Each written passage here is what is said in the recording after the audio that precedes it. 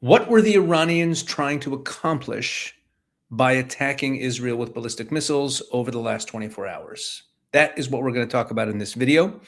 And there isn't going to be a single answer to this because I believe that they were trying to accomplish multiple things at the same time, which is very smart. They're very shrewd about that. They will often choose to make a move on the chessboard, and they invented chess.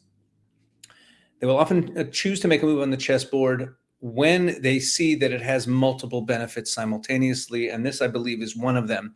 So we're going to go through what I believe they were trying to accomplish, and we're going to make use of Iranian state media where they're really putting out their messaging. If you're new to this channel, we go through a lot of Iranian state media on this channel, not because we take it at face value, not because we believe what they're saying, but because it is useful, because it is state media. It is them telling us what their preferred messaging is, what their framing is.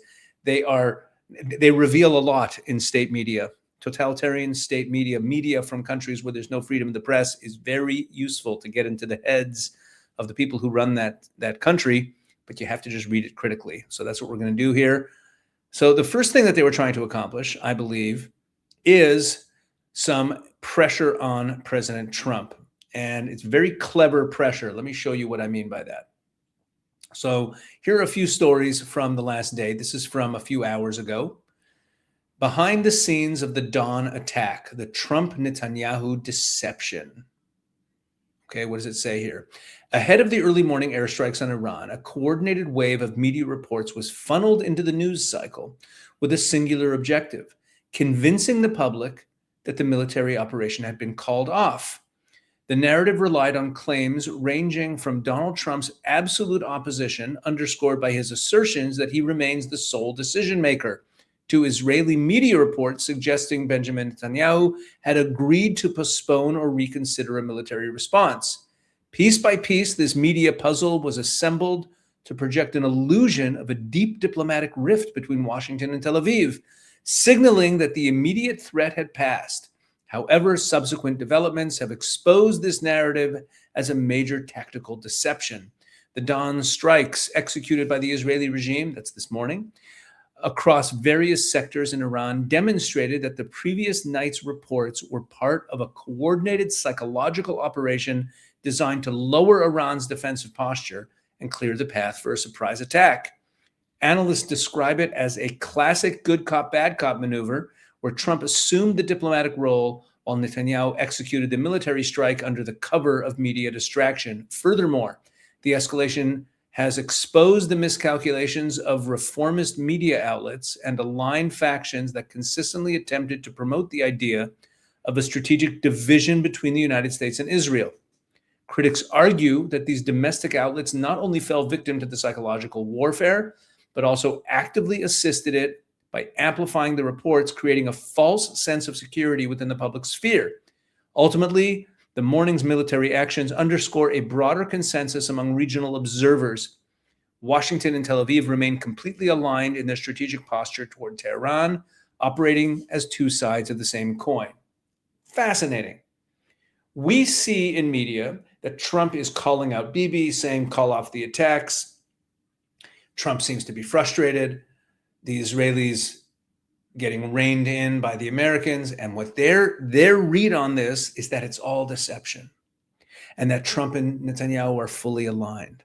And that the only way that Israel would have attacked is if America gave the green light and or even coordinated with them.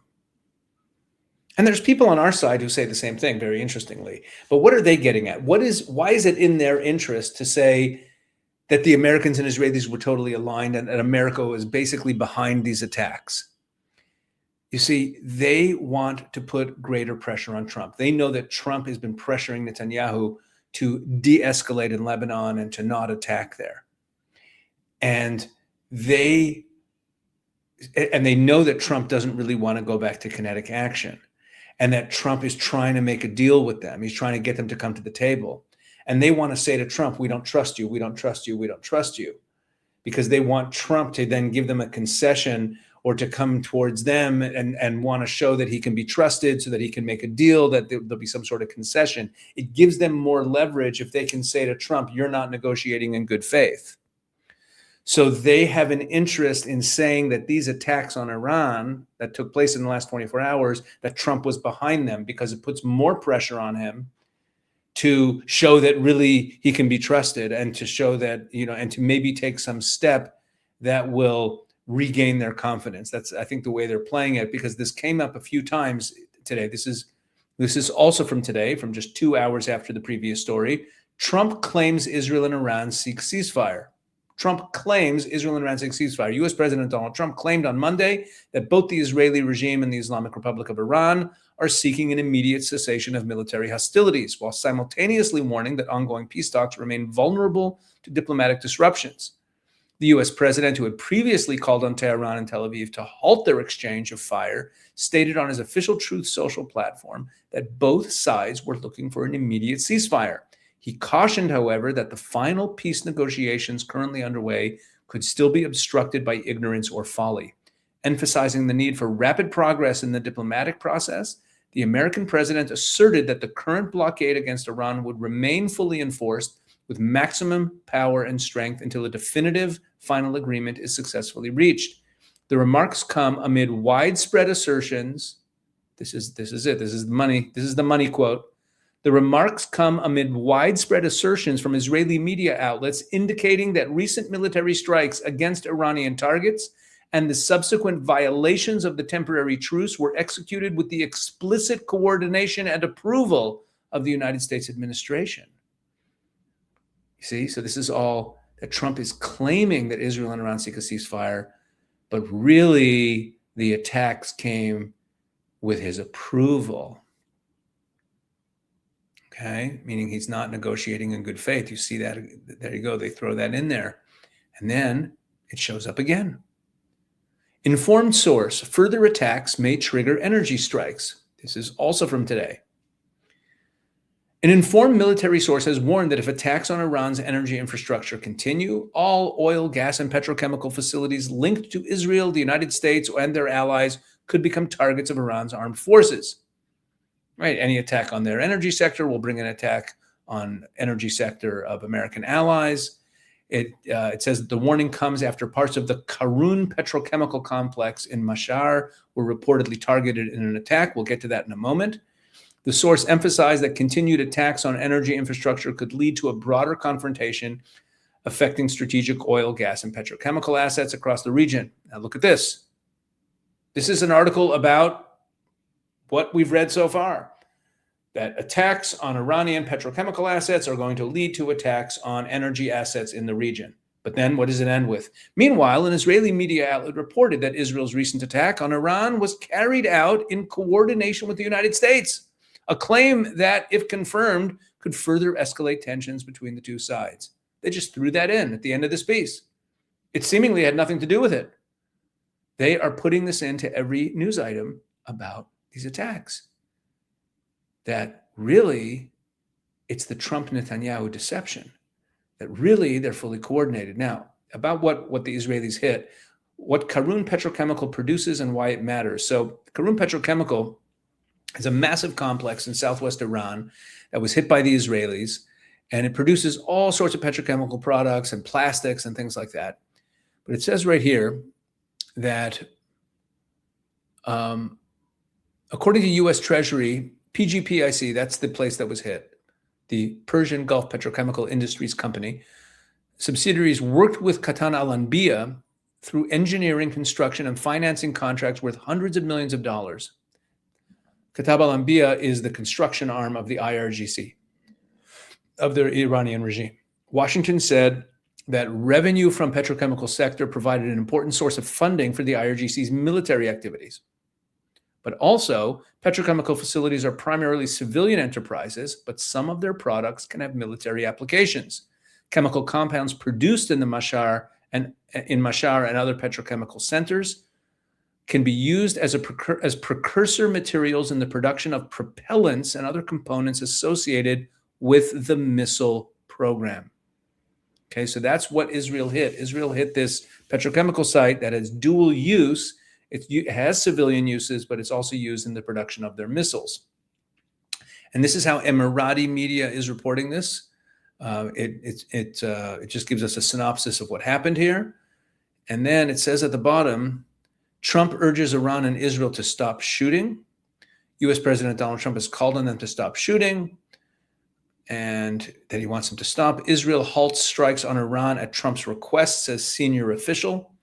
Israel has suspended strikes on Iran at the request of U.S. President Donald Trump, according to a senior official quoted by Channel 12. This happened just a few hours ago. The official said Israel would, however, continue military operations in southern Lebanon at full intensity in the coming days.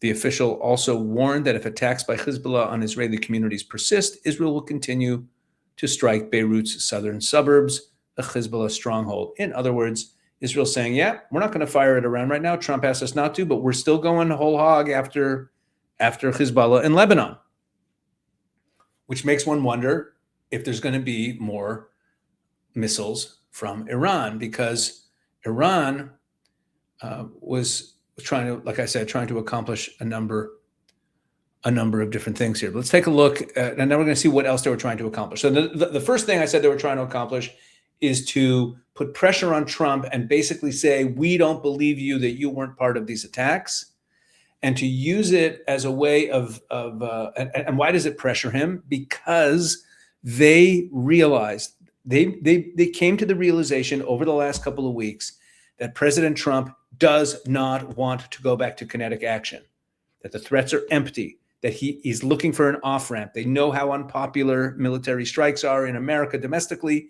They know that Trump is looking for a way out of this. As soon as they saw, I believe that as soon as they saw that Trump kept telling the Israelis not to strike Beirut and to de-escalate in Lebanon, they saw that as an opening, because they saw that Trump he's backing away from military pressure on the regime. You'd think that Trump would want Israel to hammer Hezbollah, because that would maintain the military pressure, and it would take away the time advantage of the regime, because the regime believes the time is on their side, and they're correct, because they're not suffering with every passing day. It's not getting worse for them, not enough at least, because the blockade is not enough to make them believe that time is working against them. But if Hezbollah was being decimated day by day, then they feel that they're losing their grip on Lebanon.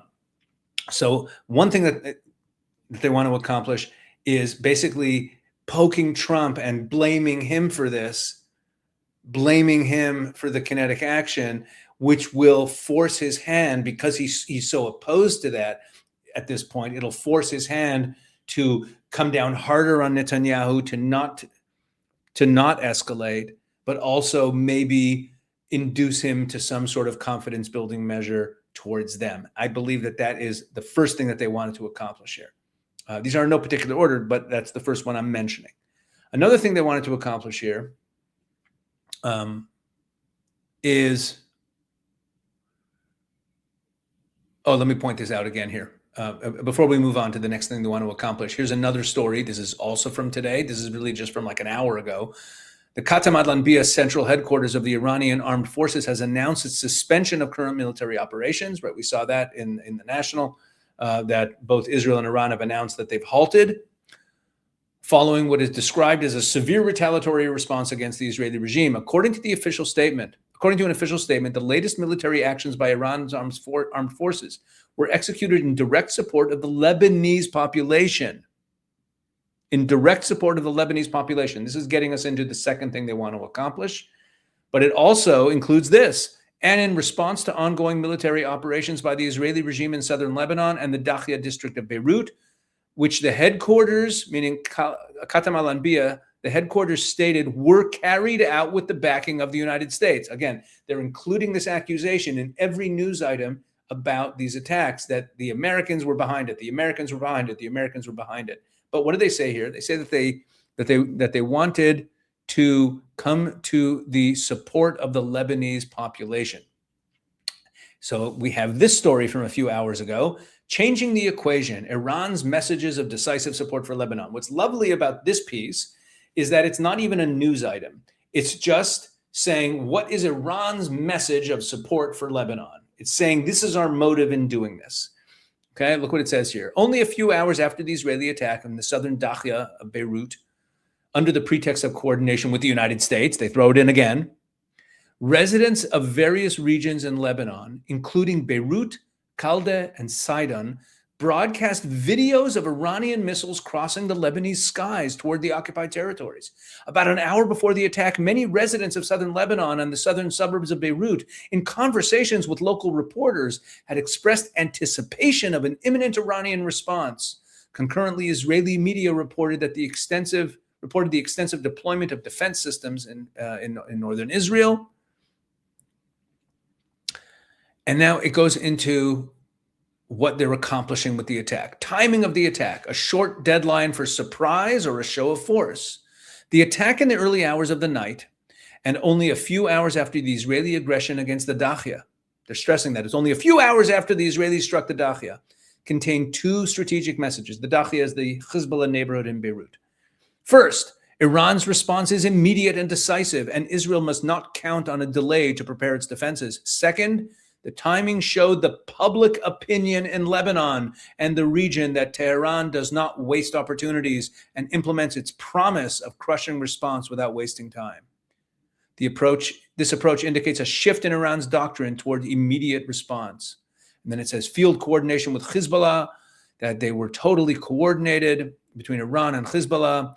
Excitement in Dakhla, high coordination within the axis of resistance. Reports from local users regarding the anticipation and excitement among the people of southern Lebanon and Dakhla demonstrate the high level of coordination and the deterrent capability of the axis of resistance. While Western media insinuated that the Lebanese Shiite community had been left alone in the face of Israeli airstrikes and American green lights, and that there was no decisive response from the axis of resistance against the aggression, Iran's missile attack and the field coordination with Hezbollah sent a clear message. Hezbollah is not alone, and Iran stands behind it. And then it talks about how it showed how Israel's air defenses are insufficient. And finally, the equation of every aggression in immediate response, meaning that they're establishing deterrence, which I don't think they believe they're establishing deterrence, because deterrence with Israel is very simple. If you don't fire at us, we're not going to shoot you. And they know that. What's the message here? First of all, you see again that they mention multiple times in this piece that the Americans were behind this, the Americans are behind this. So that's obvious to me. Like when you start seeing a pattern like that in all the news stories in a single day, you realize that they're pushing this message. They're pushing it into every story. But what else do we have here? That the Lebanese people were excited about these missile attacks and were anticipating them and were looking forward to them and were sharing videos of them. And you see here that it was only a few hours after the Dakhla and Beirut was attacked that the Iranians did this to show you how rapid the response was, because Iran is coming to the aid of Lebanon. Iran is the protector of Lebanon. Iran is, still has a big Shiite backing in Lebanon. What is this about? So this is a major reason they did this attack, a major reason. And it has everything to do with what's been happening in Lebanon the last few days. There was an interview on CNN 2 days ago with Christian Amanpour and the president of Lebanon, Joseph Aoun, where he was talking about how Hezbollah is a foreign entity and we have to get rid of them. And he was speaking in harsher terms about Hezbollah than he has ever spoken in.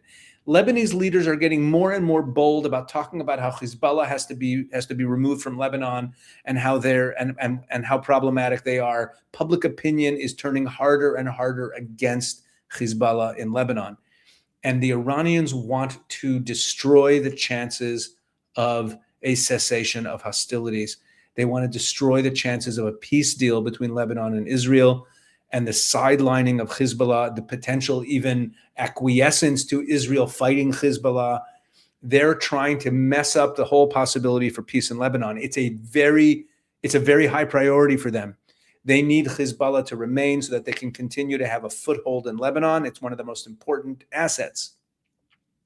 And they're afraid of losing it. So part of their attack here was to project to the Shiite community in Lebanon, to regain popularity among the Shiite community in southern Lebanon, that they're still here, that they're still flexing their muscles. That's what these people respect. They see, oh, here's the Iranians, they're coming into our aid. We're getting bombed by Israel. They're fighting back on our behalf. Hezbollah also looks stronger because it looked like Hezbollah was on their own and that maybe the Iranians had kind of, abandoned them or didn't have the strength to stand behind them. And now they're showing strength, that they're still behind Hezbollah. This makes Hezbollah look more solid and more strong domestically. So that's another thing that they're accomplishing with these attacks. So multiple accomplishments at once, putting pressure on President Trump and pointing a finger at him saying, this is your fault, you're behind this, and therefore we don't trust you. That from a Western negotiating perspective, that puts pressure on Trump. And the second thing they want to accomplish is they want to disrupt the potential for peace in Lebanon and reassert their support for Hezbollah and regain their shrinking popularity, even in the Shiite community in South Lebanon. And finally, we have this piece, also from today, Iran's response, the beginning of the collapse of artificial borders. And what this focuses on is, what were they trying to, here they say that this operation of attacking Israel accomplished 4 things. Okay, first of all, it was unpredictability, that no one saw it coming, and they showed how unpredictable they can be. Okay.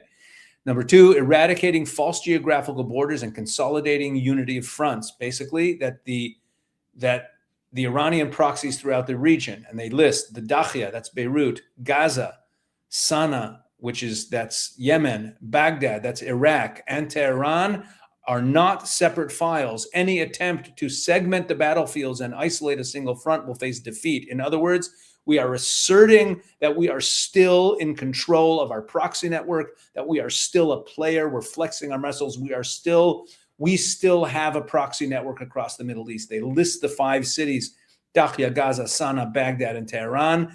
That's the 5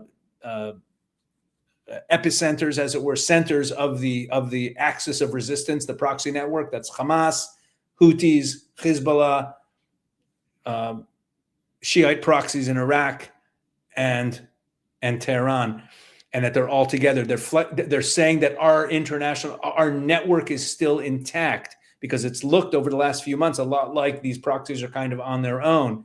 So this attack was an important way of Iran saying, we are still here.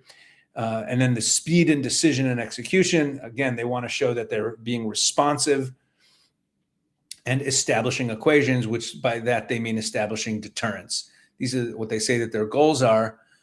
So let me sum this up and we'll end the video. What were they trying to accomplish with these attacks? They're trying to put pressure on Trump because they know Trump wants de-escalation. They know Trump wants a cessation of hostilities. So that's the best time to carry out an attack and escalate things and draw the Israelis into further escalation, create more friction between the US and Israel, but also blame America at the same time. And that puts pressure on the Americans. Number 2, regain some of their popularity in Lebanon and assert that they're still players in the Lebanon situation and that they're not going away so easy, and push back on these attempts by the Lebanese government to marginalize them and marginalize Hezbollah and reach peace with Israel. And finally, they want to reassert that they still are regional players. It's similar to number 2, but it's less about Lebanon particularly, but asserting that they still are in control of their proxy network, still supportive of their proxy network, that it's all one front. All right, that's how I understand what Iran was trying to accomplish with their attacks on Israel. I hope it made some sense. God bless you all.